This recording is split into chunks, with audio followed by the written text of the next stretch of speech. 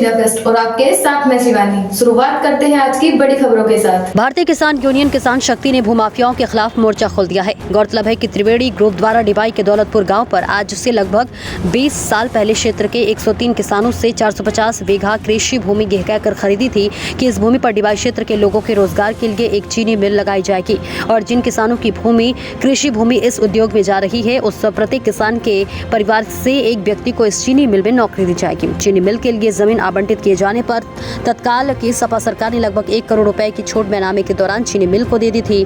आरोप है कि जब जमीन का अधिग्रहण किया जा रहा था तब मौके पर मौजूद ग्राम समाज के लगभग 45 बीघा जमीन को दबंगई से चीनी मिल द्वारा खरीदी गई।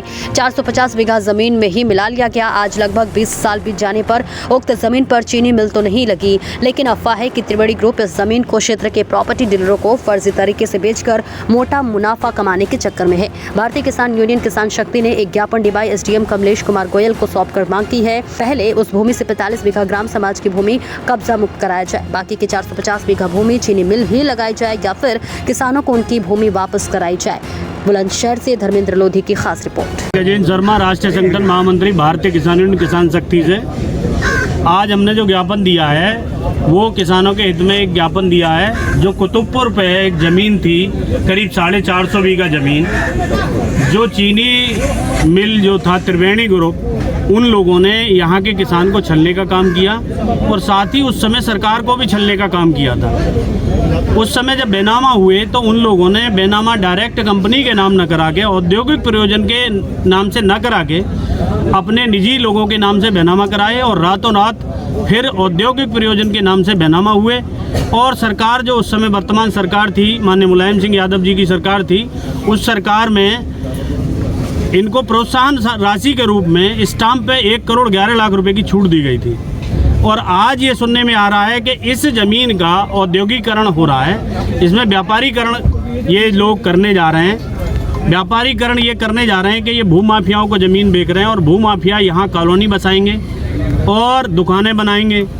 तो यहाँ जो किसान था वो ठगा का ठगा रह गया, जबकि नियम ये है कि 8 साल में चीनी मिल लग जाना चाहिए था और यदि 8 साल में चीनी मिल नहीं लगता है तो ये किसानों को ज़मीन वापस हो जानी चाहिए थी, लेकिन ऐसा नहीं हुआ। ज्ञापन दिया गया आपको त्रिवेणी मिल को लेकर, क्या मामला है, क्या उनकी मांग है? आज किसान यूनियन की तरफ से एक ज्ञापन दिया गया है। किसान यूनियन का कहना है कि लगभग 20 वर्ष पूर्व त्रिवेणी औद्योगिक समूह द्वारा यहाँ एक ज़मीन परचेज की गई थी, लगभग 400 बीघा, और उस ज़मीन को परचेज करने का उद्देश्य यहाँ पर चीनी मिल लगाना था, लेकिन आज तक नहीं लगी है। उनका यही कहना था कि या तो इस पर चीनी मिल लगे या फिर किसानों को ज़मीन वापस दी जाए। इस मतलब माननीय मुख्यमंत्री जी को संबोधित इनके द्वारा एक ज्ञापन दिया गया, जिसको हम ससम्मान प्रेषित करते हैं। कुछ जमीन इसमें ग्राम समाज की बताएगी, उसको इस पर क्या कहना है? ग्राम समाज के संबंध में जो भी इन्होंने कहा है उसकी जांच करवाते हैं। अगर ग्राम समाज की ज़मीन है तो नियमानुसार उसको मुक्त करवाया जाएगा।